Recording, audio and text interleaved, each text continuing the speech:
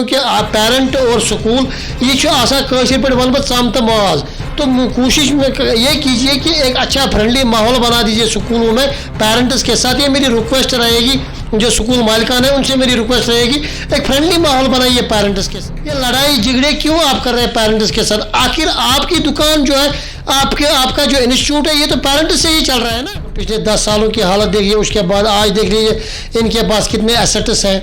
तो ये अब ये कमेटी बनने से कहीं ना कहीं इनकी दुकान तो बंद हो गई है, ये तो लग ही रहा है इनकी दुकान बंद हो गई। नाज़रीन अस्सलाम वालेकुम, आप देख रहे हैं द वॉइस ऑफ कश्मीर हाय जावेद के साथ। जैसा कि आपने पहचान लिया होगा, पेरेंट्स एसोसिएशन के सरबरा खुर्शीद साहब हमारे साथ बैठे हुए हैं। मुसलसल कई दिनों से वालिदैन जो है फ़ोन कर रहे हैं स्कूलों के एतबार से कि अब स्कूलों ने खुले आम दोबारा यहाँ पेरेंट्स को इस बात के लिए माइल कर रहे हैं कि एनुअल चार्जेस भरने हैं, और दूसरे कुछ और भी मसाइल है जो हम आवाम तक पहुँचाना चाहते हैं कि क्या कुछ फ़ी फिक्सेशन कमेटी ने यहाँ पे किन बातों का ऐलान किया है और पेरेंट्स को किन बातों पे अमल पैरा होना ज़रूरी है। इससे पहले कि हम खुर्शीद साहब से चंद सवालात करें, हम ये कहना ज़रूर मुनासिब समझेंगे कि पिछली बार यहाँ पे फ़ी फिक्सेशन कमेटी को और मज़ीद इख्तियारात दिए गए हैं, जिसकी सरासर खिलाफ वर्जी प्राइवेट स्कूल एसोसिएशन कर रही है। उनका ये कहना है कि वो इन उसूलों को मानने वाले नहीं हैं।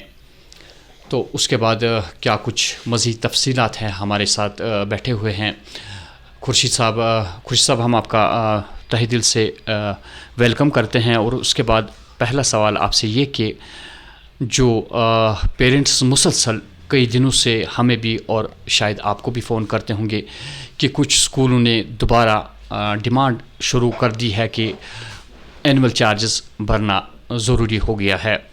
तो किन स्कूलों में क्या कुछ एनुअल चार्जेस भरने हैं, इसकी पूरी तफसील हम जानना चाहेंगे। और मज़ीद ये भी आपसे सुनना मुनासिब समझता है कि क्या कुछ मज़ीद इख्तियारात फ़ी फिक्सेशन कमेटी को दिए गए हैं। अस्सलाम वालेकुम। आज मैं तमाम पेरेंट्स से पहले ये रिक्वेस्ट करूँगा कि ये वीडियो पूरा देख लें और इसको शेयर भी कर लें, ताकि सभी पेरेंट जितने भी वैली के जम्मू कश्मीर के पेरेंट्स हैं, ताकि सब तक एक इन्फॉर्मेशन और राइट इन्फॉर्मेशन पहुँच जाए। पहले तो मैं ट्यूशन फ़ीस के हवाले से कहूँगा। जैसा कि आप लोगों को पता है कि कोरोना काल में जो फ़ी हमने भरनी थी वो as per order number 01 dated 14 मई 2020 यानी 2020 14/1 का जो ऑर्डर आया था principal secretary of school education के द्वारा, उस ऑर्डर में कहा गया था कि कोरोना पीरियड में सिर्फ और सिर्फ पेरेंट्स को ट्यूशन फीस भरनी है। तो आप एक चीज़ ध्यान में डाल दीजिए कि जो कोरोना पीरियड था, ये हम कहेंगे कि मार्च तक आपको खाली और खाली ट्यूशन फीस भरनी थी। मार्च के बाद हमने कौन से और चार्जेस भरने, उसकी मैं वजाहत करूँगा। देखिए, एनुअल चार्जेस क्या होता है? एनुअल चार्जेस होता है जो आपके स्कूल के अंदर ट्यूशन फीस के बगैर जो एक्टिविटीज़ होती है, मान लीजिए डेप्रिसिएशन ऑफ द बिल्डिंग्स होती है, जो मतलब वहाँ पर एसी लगे होते हैं या फैन लगे होते हैं, उनकी जो रिपेयरिंग होती है, या वहाँ पर स्कूल में जो कलर्स किए जाते हैं, या वहाँ पर सपोर्ट्स एक्टिविटी होती है, या वहाँ पर प्रिंटिंग चार्जेस, कंप्यूटर लैब, या मतलब लाइब्रेरी का खर्चा, ये सारी चीज़ें ना एनुअल चार्जेस में आते हैं। और ये चार्जेस तभी आपको देने हैं जब स्कूल खुलेंगे। तो इस ऑर्डर में एक चीज़ मैं आपको बता दूंगा, annual fee if any can be charged monthly on pro rata basis after school reopen. यानी इस ऑर्डर में भी क्लियर लिखा है कि जब से स्कूल खुलेंगे उसके बाद आपने एनुअल फी भरनी है, और वो भी भरनी है प्रोराटा बेसिस। प्रोराटा में बेसिस आपको मैं समझा दूंगा कि नवंबर से लेके अक्टूबर तक हमारा सेशन होता है। तो हमारे स्कूल मार्च से खुल गए, that means we have to pay annual charges from the March, यानी मार्च से हमने एनुअल चार्जेस भरने हैं टिल अक्टूबर तक, क्योंकि जो एक्टिविटीज़ शुरू हो गई वो मार्च से शुरू हो गई, स्कूल मार्च से खुल गए हैं। इसके बाद हमारे एसोसिएशन को भी, हमें भी मीडिया के थ्रू, फेसबुक के थ्रू, हमारे पेरेंट एसोसिएशन के पेज के थ्रू और direct messages, direct phone calls लगातार आते हैं कि ट्रांसपोर्ट का फ़ी जो है वो एक बहुत बड़ा मसला बन गया है। कहीं स्कूल तो ट्रांसपोर्ट फ़ी लेते ही नहीं है एज़ पर फी फिक्सेशन कमेटी के आर्डर से, कहीं स्कूल ये बताते हैं नहीं जी आप फ़िलहाल मत भर दो। तो लेकिन मेरी रिक्वेस्ट दोनों ओर है कि आप एक काम कीजिए, आप अपने ऊपर मतलब बोझ मत बना दीजिए। मान लीजिए अभी 3 महीने का ट्रांसपोर्ट फी जिस पेरेंट ने नहीं भरा होगा, ऑटोमेटिकली उसके ऊपर 7-8 हज़ार रुपये का अब ये बोझ बन गया। इससे बेहतर है कि आप एक काम कीजिए, आप ट्रांसपोर्ट फी पे कर दीजिए एज पर जो लास्ट आपका ट्रांसपोर्ट फी था। मान लीजिए आप नवंबर 2019 में आप 2000 रुपये भर रहे थे या कोई 500 रुपये भरा था, आप वही 500 हिसाब से आप अपना ट्रांसपोर्ट फी भर दीजिए और उसमें आप एक टेम्परेरी हाइक करके भर दीजिए, यानी 12%, यानी एज पर फी फिक्सेशन कमेटी ने जो हाइक दी है 12%। कल को जब वो एक इंटरिम ऑर्डर था, कल को जब फाइनल ऑर्डर आएगा, देखिए सोचने वाली बात है, कल को जब फाइनल ऑर्डर आएगा मान लीजिए ये 20% हाइक हो जाएगी, तो उसके बाद आपने सिर्फ 100 या 150 रुपये एक्स्ट्रा भरना है। लेकिन बात खुर्शीद साहब यहाँ पे ये भी है कि जो आप 12% की बात कर रहे हैं कि 12% उसमें इजाफा कीजिए, लेकिन स्कूल ऐसे है कि जो ये बात मानने के लिए तैयार नहीं है। जब पेरेंट ये कहता है कि 12% मैं इसमें एक्स्ट्रा भर रहा हूँ, स्कूल नहीं ले रहा है और बच्चे को मुश्किलात का सामना करना पड़ता है। देखिए मैं 2-3 स्कूलों से मेरी बात हुई है कल परसों, मैंने उनको इवन ये भी बताया कि आप एक मैसेज फ्लोट कर दीजिए पेरेंट्स को, उसमें आप ये क्लियरली लिख लीजिए पेरेंट्स के लिए कि आप ट्रांसपोर्ट फी पे कीजिए with the hike of 12% as per the order of fee fixation committee, ताकि उससे क्या होगा, स्कूलों के पास भी एक बर्डन नहीं होगा। क्योंकि हम भी मानते हैं उनके पास गाड़ियां हैं, उनको पेट्रोल डालना है, उनके पास भी खर्चे हैं, ताकि उनके खर्चे भी बंद ना हो और पेरेंट्स को भी एक बोझ। मेरे हिसाब से ये तो फिलहाल दोनों साइड से ना एक अच्छा स्टेप था कि अगर दोनों साइड से ये बढ़ते। उसके बाद मैं ये कह रहा हूँ पेरेंट को, अगर आपको स्कूल डायरेक्टली नहीं मान रहा, नहीं ले रहा है, अकाउंट नंबर है, आप अकाउंट नंबर में पे कर दीजिए और अपने पास रिकॉर्ड रख लीजिए। उसके बाद अगर कोई स्कूल नहीं मान रहा फिर हमारे पास आप अप्रोच कर लीजिए। मैं बार बार बोल रहा हूं कि अगर किसी पेरेंट को कोई भी ग्रीवेंस होती है वो हमारे पास अप्रोच कीजिए, वो एसोसिएशन के पास अप्रोच कीजिए, लेकिन बाज़ाब्ता एक return application along with the proof, ताकि हम आगे उस केस को फॉरवर्ड करेंगे। चाहे हमने direct school education case forward करना पड़ेगा, चाहे हमें फी फिक्सेशन कमेटी केस फॉरवर्ड करने का पड़ेगा, या हम स्कूल के साथ वो मसला उठाएंगे। लेकिन उसके लिए हमें क्या होता है, अक्सर होता है कि हमें पेरेंट्स फ़ोन करते हैं, सर जी ये चीज़ है, स्कूल वाले ये चीज़ मानते नहीं है, तो हम उनको बोलते हैं कि हमें थोड़ा सा प्रूफ दीजिए। और जब वो बात हम बोल रहे हैं कि प्रूफ दीजिए तो पेरेंट्स पीछे भाग जाते हैं। ऐसा भी ना हो कि हम कोई आगे कंप्लेंट लगाते हैं, पीछे पेरेंट भाग जाते हैं, ऐसा भी नहीं होना चाहिए। आइए सभी पेरेंट्स को जो आपकी अनजेन्युइन डिमांड्स मांगी जा रही है, आप आगे आइए, हमारे साथ बात कीजिए, या कंसर्न अथॉरिटीज़ है, कंसर्न अथॉरिटीज़ के पास जाइए, या हमारे पास आइए और हम बाज़ाब्ता वो स्कूल के साथ वो मसला उठाएंगे और इंशाल्लाह रहमान या डायरेक्टरेट से मसला उठाएंगे या फी फिक्सेशन कमेटी से मसला उठाएंगे और इंशाल्लाह सारी चीज़ें हल होगी। तो ट्रांसपोर्ट के रिगार्डिंग में एक और आपको मैसेज देना चाहता हूँ। हाल ही में हमने एक मीटिंग मुलाकात की है फी फिक्सेशन कमेटी में। आपको ये पता नहीं होगा कि वो मीटिंग जो थी वो 6.5 घंटे चली, जिसमें प्राइवेट स्कूल एसोसिएशन के मेंबर थे, जो जम्मू प्राइवेट स्कूल एसोसिएशन थे वो भी थे, जम्मू वाले भी थे, कश्मीर वाले भी थे, यहाँ पर JNK की जो पेरेंट एसोसिएशन है हम भी थे, हमारे भी मेंबर थे। तो बाज़ाब्ता 6 घंटे तक एक बहस हुई। बाज़ाब्ता हमने अपनी तरफ से जो पेरेंट्स की तरफ से बात रखनी थी हमने रख दी, अपना एक बाज़ाब्ता जो फॉर्मेट होता है कि गाड़ी का खर्चा क्या है, फ्यूल क्या है, कंडक्टर सैलरी, ड्राइवर सैलरी, सारा कुछ हमने अपना लेखा जोखा दे दिया अपने ओर से, और उसी तरह से प्राइवेट स्कूल वालों ने भी अपना दे दिया है। अब उसी पे कमेटी काम कर रही है। इंशाल्लाह कुछ ही दिनों में, ज़्यादा नहीं मैं कहूँगा, कुछ ही दिनों में, आने वाले दिनों में इंशाल्लाह ये मसला फाइनल हो जाएगा। जो ट्रांसपोर्ट के फी के हवाले से है ये मसला हल हो जाएगा। अब कुछ स्कूल वाले आपको कहते हैं कि नहीं जी हमने जो FFRC के आर्डर थे ट्यूशन फीस के, नहीं जी हमने उसको कोर्ट में चैलेंज किया। कोर्ट ने आज तक किसी भी आर्डर पे अभी तक स्टे नहीं लगा दिया है, ये बात ध्यान में डाल दीजिए। खाली अबेनेस करके एक वर्ड डाल दिया है, कभी सिटी नहीं लगा दिया है। तो उसमें आप क्या कर सकते हैं, उसमें आप एज पर जो लास्ट आर्डर है उस हिसाब से आप फी भर दीजिए। नहीं ले रहा स्कूल आप ऑनलाइन भर दीजिए, कोई टेंशन नहीं है, क्योंकि आपके पास भी उससे बोझ नहीं बढ़ेगा। Till that matter will be solve. आज मैं अभी सुबह पढ़ रहा था दिल्ली पब्लिक स्कूल का, तो उन्होंने भी कोर्ट में एक केस डाला था, हमारे को फीस ऐसी होनी चाहिए, इतनी होनी चाहिए। लास्ट में कोर्ट में गए और कोर्ट में दोबारा उन्होंने फी फिक्सेशन कमेटी को वापस डाल दिया कि नहीं जी इस चीज़ को देख लीजिए, आप इसको रिव्यू कर दीजिए और कोर्ट में दोबारा देख लीजिए। तो उसके बाद जब कोर्ट में दोबारा देखने के लिए आए हैं वो लोग, तो वो कोर्ट में मतलब कोर्ट से दोबारा वो फी फिक्सेशन कमेटी में चला गया।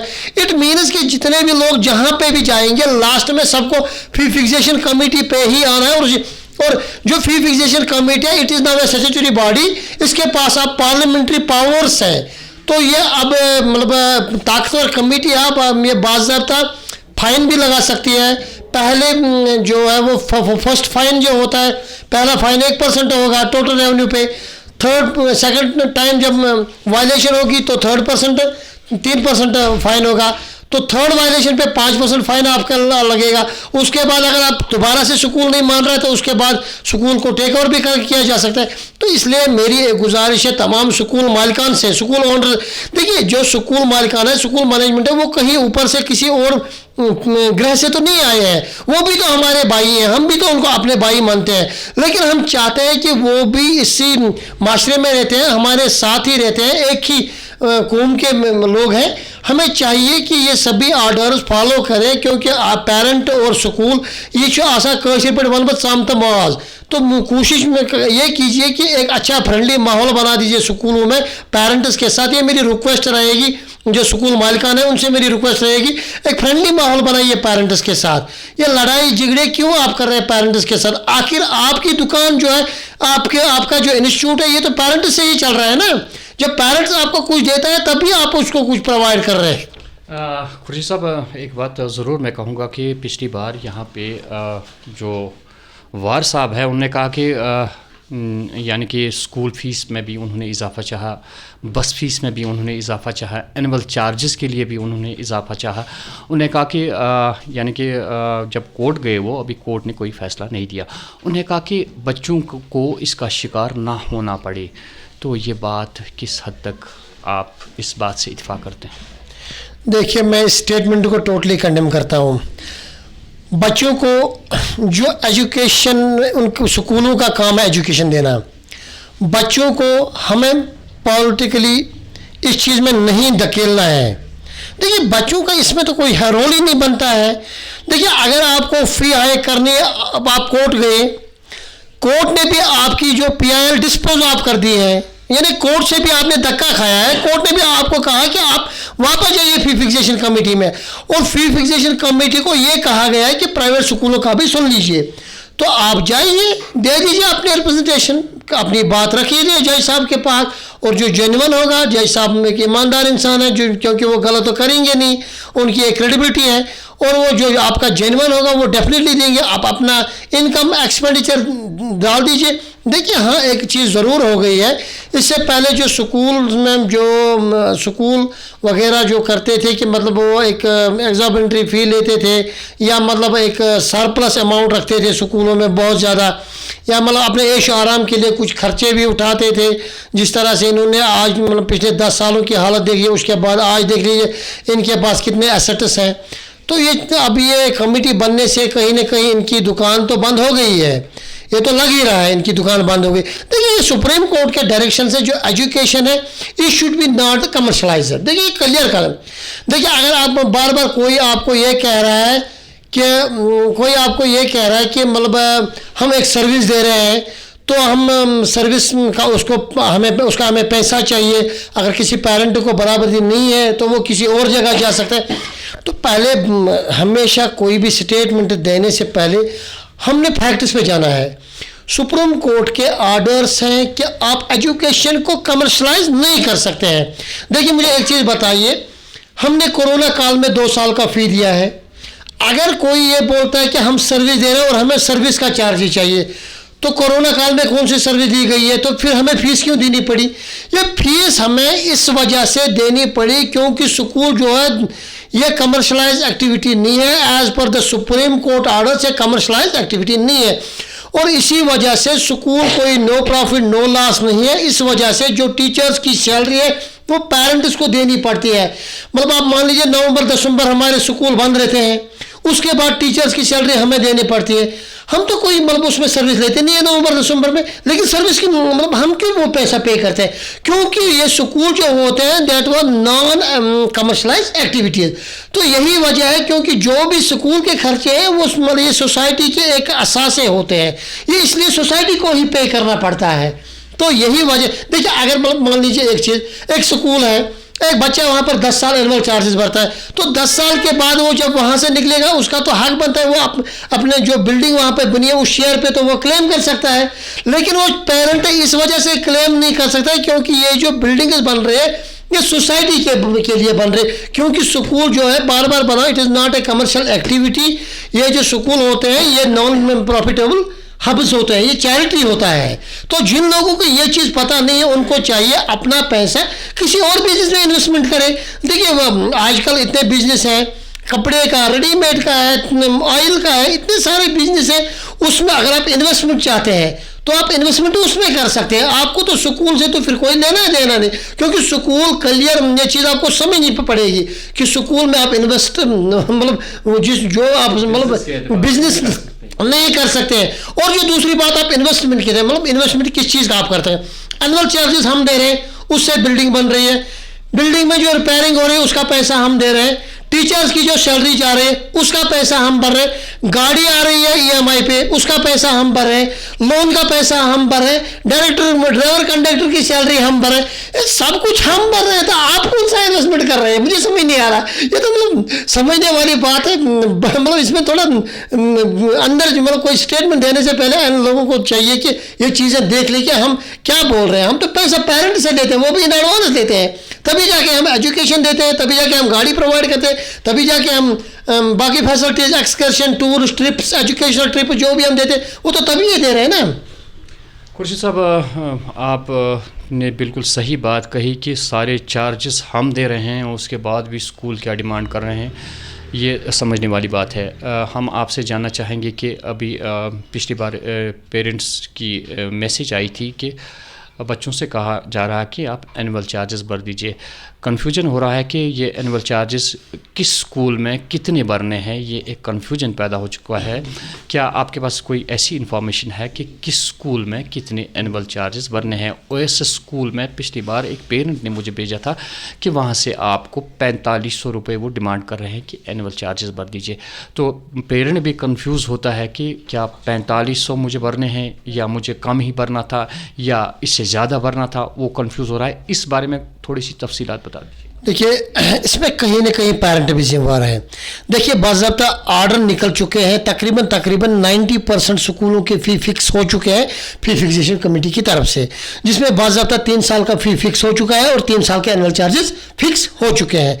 अब ये जो पेरेंट्स मतलब ये बोलते हैं कि हमें क्या भरना है क्या नहीं भरना है, उनको चाहिए कि वो फ़ी फिक्सेशन कमेटी की वेबसाइट है, दोबारा बता रहा हूँ, jkffc.in,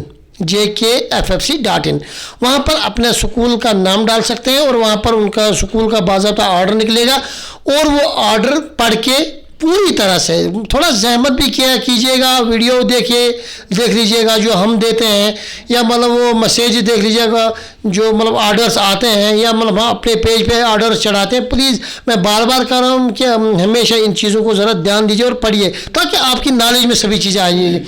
तो ये सारे स्कूलों के एनुअल चार्जेस और जो ट्यूशन फ़ी है ये फिक्स हो चुके हैं, उसके ऊपर स्कूल वाले एक भी रुपया एक्स्ट्रा नहीं ले सकते। जहाँ तक आपने स्कूल की बात कही है, कोई स्कूल जो मतलब अभी मैं स्कूल का नाम नहीं लूँगा, जितने भी स्कूल हैं, अगर किसी भी पेरेंट को कोई भी प्रॉब्लम आती है, हर एक स्कूल में तो अब अल्हम्दुलिल्लाह अपनी पेरेंट एसोसिएशन बन चुके हैं, लेकिन अगर उनको वहाँ उनसे कोई कांटेक्ट नहीं हो रहा है, हमारे साथ कांटेक्ट करें, हम उसकी ऑर्डर कापी हमारे पास तकरीबन सभी स्कूलों की ऑर्डर कापी है, जो एनुअल चार्जेस हैं, जो ट्यूशन फीस है, सभी ऑर्डर कापी है, वो ऑर्डर कापी ले सकते हैं हमसे और उसके अकॉर्डिंग वो पे कर सकते हैं अपने एनुअल चार्जेस, अपने क्या नाम है वो ट्यूशन फीस। अगर कोई स्कूल नहीं मान रहा है उसके बाद उसकी कंप्लेंट हो जाएगी, तो उसके लिए वो स्कूल जिम्मेदार खुद रहेगा। सब एक आखिरी सवाल रहेगा आपसे कि पिछली बार सरकार ने ये भी अहकाम सादिर किए कि जो यूनिफॉर्म वगैरह है या बुक्स है वो मखसूस स्कूल से पेरेंट्स को मजबूर नहीं किया जाएगा, लेकिन उसके बावजूद भी हमने देखा कि यूनिफॉर्म और बुक्स चाहे अगर स्कूल में नहीं दिए गए, लेकिन एक कंसर्न उन्होंने बुक सेलर को मुकर्रर किया था, जहाँ पे पेरेंट्स को कहा जाता है कि आप फलानी जगह पे जाइए, वहीं से हमारी मखसूस किताबें या यूनिफॉर्म मिलेगी। लगता है कि सरकार ने ऑर्डर्स निकाले, लेकिन उन पे अमल पैरा होना हमें दिखा नहीं। देखिए, इसमें कहीं न कहीं सरकार की ही गलती है। यहाँ पर डायरेक्टर स्कूल एजुकेशन फेल हो चुका है। यहाँ पर जो इम्प्लीमेंट एजेंसीज़ हैं वो फेल हो चुकी है। देखिए, यहाँ पर जितने भी लोग हैं जो यूनिफॉर्म बेचते हैं, चाहे उनमें कॉली है, मिसबा है, सरीन है या हडोज है, या मतलब जितने भी हैं वो सारे यूनिफॉर्म बेचते हैं। देखिए, उनका बिजनेस है, वो बेचेंगे, उनका तो हम कुछ कह नहीं सकते। लेकिन मसला ये है कि एक स्कूल जो डायरेक्ट करता है एक पेरेंट को कि आप इस जगह पे जाइए और वहाँ पे यूनिफॉर्म खरीदिए।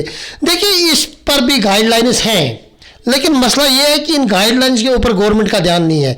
गाइडलाइंस बाज़ाब्ता ये है कि एक स्कूल को अपनी जो यूनिफॉर्म है उसका जो सैंपल होता है, चाहे पैंट या शर्ट का सैंपल, एक प्रिंसिपल को अपने ऑफिस में रखना है, और ताकि वो सैंपल आके पेरेंट वहाँ से ले सकता है।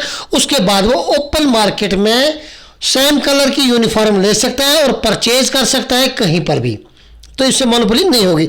नंबर सेकंड, बुक्स का जहाँ ताल्लुक है, स्कूलों को बाज़ाब्ता ये आर्डर्स हैं, ये सुप्रीम कोर्ट के भी गाइडलाइंस हैं, ये गवर्नमेंट के भी गाइडलाइंस हैं कि जो स्कूल की वेबसाइट होगी वहाँ पे एक तो उनका जो फीस स्ट्रक्चर है, एक तो वो डिस्प्ले होना चाहिए बाज़ाब्ता। स्कूल के वेबसाइट के ऊपर स्कूल का फी स्ट्रक्चर बाज़ाब्ता डिस्प्ले होना चाहिए, ताकि पेरेंट देख सके कि हमारे स्कूल का फी क्या है, एनुअल चार्जेस क्या है। नंबर सेकंड, वहाँ पर एक लिस्ट दी जाएगी कि यहाँ पर इस स्कूल में हमारे इस क्लास में ये किताबें लगती है, ये किताबें लगती है, ताकि पेरेंट जाके ओपन मार्केट से वो परचेज कर सकता है। लेकिन अफसोस का मुकाम है, ये आर्डर्स आज तक इम्प्लीमेंट नहीं हो रहे। हमने बहुत बार इन चीज़ों को उठाया है, मैंने और मेरी टीम ने लगातार, हमने डायरेक्ट लीगल मेट्रोलॉजी में तकरीबन 4 कंप्लेंटें दी है रिगार्डिंग यूनिफॉर्म, और हमने फ़ाइन भी कराया। एक जो एजेंसी है, नाम नहीं लूँगा इस समय, जो यूनिफॉर्म बेचती थी, मैंने खुद 50,000 रुपये उसका फ़ाइन कराया, सिर्फ इस बिना पर उसने लोगो लगाया था यूनिफॉर्म पे, मैंने खुद उसका 50,000 रुपये जुर्माना कराया। तो इसके लिए लोगों को भी आना पड़ेगा आगे। उसके लिए मतलब दूसरा मसला यही है कि लोग मजबूर हैं, क्योंकि जब यूनिफॉर्म दूसरी जगह, देखिए एक और ऑर्डर है कि लोगों, कोई भी शॉपकीपर नहीं लगा सकता है किसी भी स्कूल का यूनिफॉर्म पे, वो बिल्कुल इलीगल है। हाँ, वो यूनिफॉर्म बेच सकते हैं, दुकानदार सिर्फ यूनिफॉर्म बेच सकता है। लोगो जो स्कूल का है वो स्कूल वाला अपने स्कूल में प्रोवाइड कर सकता है। 10 रुपये का जो लोगो होता है, 20 रुपये का लोगो, वो स्कूल से प्रोवाइड कर, और यूनिफॉर्म स्टूडेंट कहीं से भी पेरेंट परचेज कर सकते हैं। अब ये आर्डर्स कहाँ क्यों नहीं इम्प्लीमेंट हो रहे हैं, उसके लिए मैं बार बार बोलता हूँ, हमारा ये जो डायरेक्टरेट ऑफिस है ये बिल्कुल खस्ता हो चुका है। वहाँ पर जो मतलब पेरेंट्स को 2-2 घंटे एक ग्रीवेंस के लिए, एक कंप्लेंट के लिए बिठाया जाता है कॉरिडोर में, तो जब बड़े बाबू आते हैं तो उनको अंदर चाय भी पिलाई जाती है। जब पेरेंट्स वहाँ पर अप्रोच करेंगे, उनका तो या तो फ़ोन नहीं उठाया जाएगा, या तो मैं अपनी बात बोल रहा हूँ, as a president of a parent association मैंने 2 बार अप्रोच किया अपॉइंटमेंट के लिए, और आज तक मुझे अपॉइंटमेंट के लिए मैंने 2 बार अप्रोच किया, आज तक मुझे फ़ोन नहीं आया वहाँ से अपॉइंटमेंट का।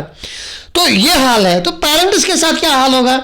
हालांकि मतलब फी फिक्सेशन कमेटी इतनी बड़ी ऑटोनोमस बॉडी है, वहाँ पे जाते हैं, बाज़ाब्ता अपॉइंटमेंट मिलती है, पेरेंट्स को सुना जाता है, बाकी डिपार्टमेंट में पेरेंट्स को सुना जाता है, लेकिन हमारे डायरेक्टरेट ऑफिस में पेरेंट्स को धक्के दे के बाहर निकाला जाता है, 2-2 घंटे कॉरिडोर में बिठाया जाता है, और वहाँ पे इवन के मतलब जो बड़े बाबू आते हैं उनको अंदर बिठाया जाता है, उनके साथ पेस्ट्री और केक खाए जाते हैं।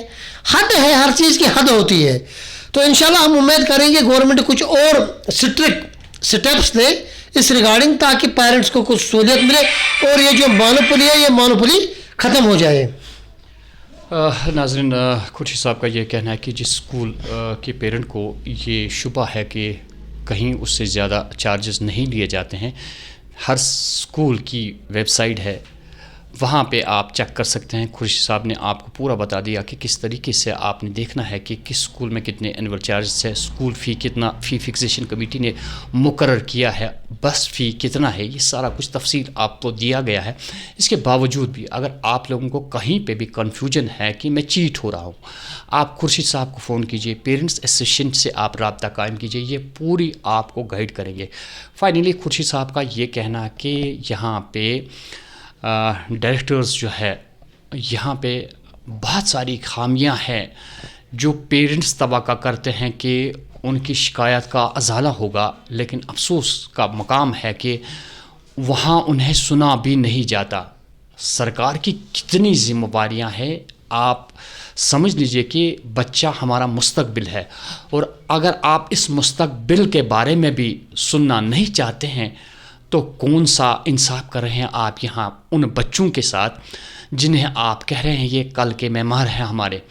तो हमारी यहाँ की सरकार से खुसूसन गुजारिश है कि वो किसी भी हालत में उन अफसरान साहिबान को मुकर्रर करे इस ओहदे पे जो वाकई तौर पे पेरेंट्स को सुने, बच्चों की शिकायत सुने। ये इदारे इसीलिए होते हैं ताकि बच्चों के मुस्तकबिल पे कोई गलत असर ना पड़े। तो कुछ खामियां हैं हमारी सरकार में, वो खामियां दूर करनी होगी हमें। सबसे बड़ी बात इन्होंने कही कि फ़ी फिक्सेशन कमेटी ने फ़िलहाल आप वही फ़ीस भर दीजिए जो आप भरते थे, या मुकर्रर जो की है, वेबसाइट पे आप चेक कर सकते हैं कितनी फ़ी है स्कूल की। गाड़ियों के फ़ीस में 12% का इजाफा हुआ है, आप भर दीजिए 12% के इजाफे से आप फ़ीस भर दीजिए। अगर आपको लगता है कि स्कूल नहीं ले रहा है, उस बारे में पेरेंट्स एसोसिएशन को आप आगाह कर सकते हैं, जिसका एक्शन लिया जा सकता है। और कोई स्कूल ऐसा कुछ आपको मजबूर कर रहा है, शिकायत आप हमारे सामने लाइए, आप खुर्शीद साहब के पास जाइए, इनके पास शिकायत ले आइए। हमारी पूरी कोशिश रहती है कि हम पेरेंट्स को किसी मुश्किल में ना धकेल दे। बच्चों को कोई शिकायत है वो शिकायत कर सकते हैं। बाकी हम सरकार से यही गुजारिश करेंगे कि अगर फ़ी फिक्सेशन कमेटी को इख्तियारात दिए गए हैं, प्राइवेट स्कूल एसोसिएशन क्या भी कहे, आप उसको ध्यान में ना रखें। जो सरकार ने आपको वाज़ेह कहा है कि आप क्या क्या चार्जेस भर देंगे, उसी पे आप अमल पैरा हो जाइए। खिलाफ वर्जी करने पे आप खुर्शीद साहब से रब्ता कायम कीजिए। ये सबसे बड़ी हिकमत अमली, सही हिकमत अमली होगी, जिसको हम पूरा यहाँ की सरकार और यहाँ के पेरेंट्स तक पहुँचाने की पूरी कोशिश करेंगे।